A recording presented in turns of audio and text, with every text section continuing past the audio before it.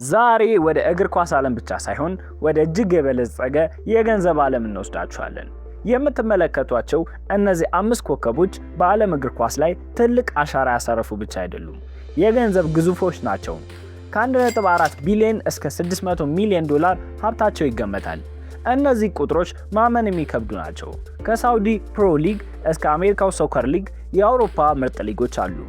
እስቲ የዓለም ምርጥ 5 ሀብታም እግር ኳስ ተጫዋቾችን ማን እንደሆኑ እና ይህን ያህል ሀብት እንዴት እንዳፈሩ እንመልከት።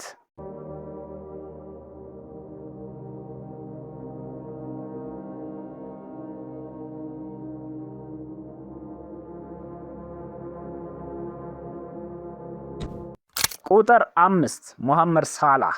በቁጥር 5 ላይ የሚገኘው የግብፁ ንጉስ የሊቨርፑሉ አባወራ ሙሐመድ ሳላህ ነው። ሙሐመድ ሳላህ ዛሬ በዓለም ላይ ከታዋቂ የእግር ኳስ ተጫዋቾች ውስጥ አንዱ ነው። ግን ይህ ዝና፣ ይህ ሀብት፣ ይህ ስኬት በቀላሉ አልመጣም። ሳላህ በግብፅ ውስጥ በናንጋሪግ በተባለ ትንሽ መንደር ተወለደ። ሳላህ ከመንደሩ ወደ ካይሮ ለትሬኒንግ መሄድ ነበረበት። ይህ ጉዞ ለአንድ ቀን ከ4 ሰዓት እስከ 5 ሰዓት የሚወስድ ነበር። አንዳንድ ጊዜ ምግብ ሳይበላ ድካሙ ሳይቆጠር ብቻውን ይጓዝ ነበር። ይህ ልፋቱ ፍሬውን አግኝቶ አሁን ላይ የሊቨርፑል ንጉስም ሆኗል። እናም በቅርቡ ደግሞ ከሊቨርፑል እንደሚለቅም ተናግሯል። በሊቨርፑል ማሊያ ያሳካቸው ዋንጫዎች ብዙ ናቸው። በግልም ሆነ ከቡድን አጋሮቹ ጋር አብዛኛውን ዋንጫዎች አሳክቷል። ከቡድን አጋሮቹ ጋር ያሳካቸው ዋንጫዎች ስንነግራችሁ እንደ ሻምፒዮንስ ሊግ፣ ፕሪሚየር ሊግ፣ የዓለም የክለቦች ዋንጫ አሳክቷል። በግሉ ደግሞ ከባላንዶር ውጪ አብዛኛውን የግል ዋንጫዎችን አሳክቷል። የፕሪሚየር ሊጉ የወቅቱ ምርጥ ተጫዋች፣ የፕሪሚየር ሊጉ የሲዝኑ ጎል አስቆጣሪ፣ አብዛኛው ዋንጫዎችን ሳላህ አሳክቷቸዋል። የግል ህይወቱንም ስንመለከት ማጊ የምትባል ሚስት አለችው። ከሷም 2 ሴት ልጆች አሉት። የሀብቱን ሁኔታ ስንነግራችሁ ሳላህ በሊቨርፑል ባለው ረጅም ጊዜ ቆይታ በከፍተኛ ሁኔታ ተከፋይ አድርጎታል። ከዛም ባሻገር በመካከለኛው ምስራቅና በዓለም አቀፍ ደረጃ ያለው ተወዳጅነት ትልቅ የንግድ ዕድሎችን ፈጥሮለታል። እንደ አዲዳስ፣ ፔፕሲ እና ቮዳፎን ካሉ ትላልቅ ብራንዶች ጋር ያለው ውል ሀብቱን በእጅጉ አሳድጎለታል። የሱ የተጣራ ሀብትም ከ90 ሚሊዮን ዶላር በላይ እንደሆነ ይገመታል። ይህ ለሳላህ እግር ኳስ ክህሎትና ለግል ብራንዱ እውቅና ነው። የሳላህ የህይወት ታሪክ ስለተሰራ ገብታችሁ ማየት ትችላላችሁ። በዛውም ሰብስክራይብ ማድረጋችሁን እንዳትረሱ። ቁጥር 4 ኪሊያን ኤምባፔ። ወደ ቁጥር 4 ስናልፍ ወጣቱ ኮከብ ኪሊያን ኤምባፔ እናገኘዋለን። ይህ የፌራሪ ፍጥነት ያለው በፓሪስ ዳርቻ በምትገኘውና በስደተኞች በምትታወቀው ቦንዲ ተወለደ። አባቱ ካሜሮናዊ ሲሆን እናቱ ደግሞ አልጄሪያዊ ነች። አባቱ አሰልጣኝ ስለነበሩ ገና በልጅነቱ ኳስን በስርዓት ተምሯል። ክፍል ውስጥም የሮናልዶ ፎቶ ለጥፎ በማደግ ትልቅ ተጫዋች የመሆን ህልም ነበረው። ገና በ19 ዓመቱ ለፈረንሳይ ብሔራዊ ቡድን የዓለም ዋንጫን በማሸነፍ ከፔሌ በመቀጠል በወጣትነቱ የዓለም ዋንጫን የወሰደ ሁለተኛ ተጫዋች ያደርገዋል። በአሁኑ ወቅትም የዓለም እግር ኳስ ቀጣዩ ንጉስ ተደርጎ ይወሰዳል። ኪሊያን ኤምባፔ ከ30 ዓመት በታች ካሉ እግር ኳስ ተጫዋቾች ውስጥ መካከል እጅግ ባለጸጋው ነው።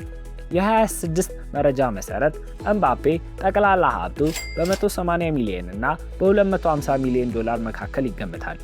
ዓመታዊ ገቢውም በሪያል ማድሪድ በዓመት 36 ሚሊዮን ዩሮ ያገኛል። መሰረታዊ ደሞዙ ይህ ሲሆን ወደ ክለቡ ሲቀላቀል የተሰጠው 120 ሚሊዮን ፓውንድ የመፈራረሚያ ክፍያ ለሀብቱ እድገት ትልቅ አስተዋጽኦ ያደርጋል። የራሱ የሆነ የሚዲያ ኩባንያ ያለው ሲሆን በፈረንሳይ ክለብ ሴም ኬን ውስጥም የባለቤትነት ድርሻ አለው። ሶስተኛ ደረጃ ኔይማር ጁኒየር።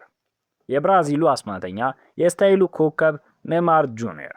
ወደ ኔይማር ጁኒየር ከማለፋችን በፊት ላይክ እና ሰብስክራይብ ማድረጋችሁን እንዳትረሱ። ኔይማር በብራዚል ሞጊ ዳስ ክሩዜስ ተወለደ። አባቱ የቀድሞ እግር ኳስ ተጫዋች ቢሆንም ቤተሰቡ ግን በከፍተኛ የገንዘብ እጥረት ውስጥ ነበር የሚኖሩት። ኔይማር በጎዳና ላይ ነበር ኳስ በመጫወት የጀመረው። ገና በ7 ዓመቱ ሳንቶስ ክለብን ተቀላቀለ። ገና በታዳጊነቱ ቀጣዩ ፔሌ ተብሎ ተሞካሽቷል። ባርሴሎና ውስጥም ከሜሲና ከሱዋሬዝ ጋርም በመሆን ድንቅ ጊዜ አሳልፏል። በዓለም እግር ኳስ ታሪክም በከፍተኛ የዝውውር ዋጋም በ222 ሚሊዮን ዩሮ ከባርሴሎና ወደ ፒኤስጂ በመዘዋወር ክብረ ወሰኑን ይዟል። ኔይማር በባርሴሎና እና በፒኤስጂ ባሳለፋቸው የጨዋታ ዘመናት ከፍተኛ ገቢን አግኝቷል። ወደ ሳውዲ አረቢያው ክለብ አልሂላል ያደረገው ዝውውርም ከፍተኛ የደሞዝ ውልም ያካተተ ሲሆን ሀብቱንም የበለጠ አሳድጎለታል። የእሱ የግል ብራንድም በዓለም ዙሪያ ትልቅ ቦታ አለው። እናም ከፑማና ሬድቡል እና ሌሎች ብራንዶች ጋርም ያለው ውል ይህንኑ ያረጋግጣል።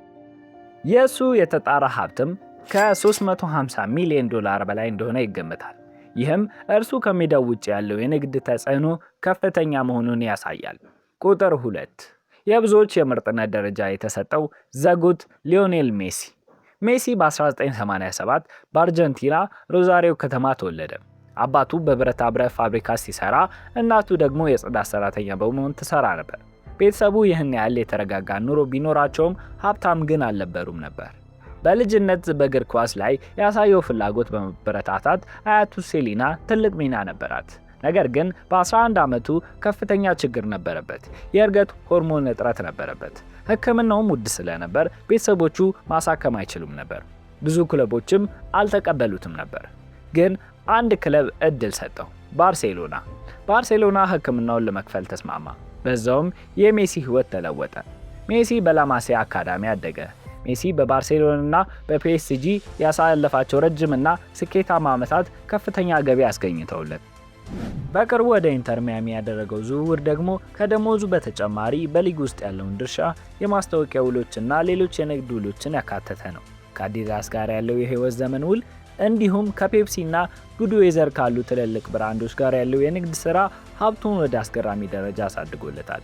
የእሱ የተጣራ ሀብትም ከ1.29 ቢሊዮን ዶላር እንደሆነ ይገመታል። ይህ ቁጥር ሜሲ በዓለም እግር ኳስ ታሪክ ካለው ስኬትና ተወዳጅነት ጋር የተያያዘ ነው። ስለ ሜሲ ታሪክ ስለተሰራላችሁ ገብታችሁ ማየት ትችላላችሁ። በዛውም ሰብስክራይብ እና ላይክ ማድረጋችሁን እንዳትረሱ። እናም በመጨረሻ በአንደኛ ደረጃ ላይ የሚገኘውን CR7 ወይም ክርስቲያኖ ሮናልዶ ዶስ ሳንቶስ አቬሮ የሀብት ሁኔታ እንነግራችኋለን። ሮናልዶ እግር ኳስ ተጫዋች ብቻ አይደለም፣ ራሱን የቻለ የንግድ ተቋም ነው። በፖርቹጋል ማዴራ ደሴት ላይ በጣም ድሃ ከሚባል ቤተሰብ ነው የተወለደው። አባቱ የአትክልት ሰራተኛና የክለብ ልብስ አጣቢ ነበሩ። በ12 ዓመቱ ቤተሰቡን ትቶ ሊዝበን በመሄድ ስፖርቲንግ ሊዝበን አካዳሚ ተቀላቀለ። በወቅቱ ብቸኛና የቋንቋ ዘይቤው ፈታኝ ቢያደርገውም በልምምድ ጠንካራነቱ ይታወቅ ነበር። ማንቸስተር ዩናይትድ፣ ሪያል ማድሪድ እና ጁቬንቱስ ውስጥ ድንቅ ታሪክ ሰርቷል። 5 ጊዜም የባላንዶር ሽልማቶችን በማሸነፍ በታሪክ ብዙ ጎል ያስቆጠረም ተጫዋች ሆኗል። በአሁኑ ወቅትም ከሳውዲው ክለብ አልናስር ጋር የፈረመው ትልቅ ውል በዓለም ስፖርት ታሪክ ከፍተኛ ተከፋይ ተጫዋች ያደርገዋል። የእሱ የተጣራ ሀብትም በአሁኑ ሰዓት ከ1.4 ቢሊዮን ዶላር በላይ እንደሆነ ይገመታል። ከሮናልዶ የሥራ ስኬትና ለግል ብራንዱ የሰጠው ትኩረት ፍሬውን አግኝቷል። ከናይክ ጋርም ያለው የህይወት ዘመን ውል የራሱን CR7 ብራንድ ሀብቱን በከፍተኛ ደረጃ አሳድገውለታል። እነዚህ ናቸው በዓለም ምርጥ 5 ሀብታም እግር ኳስ ተጫዋቾች።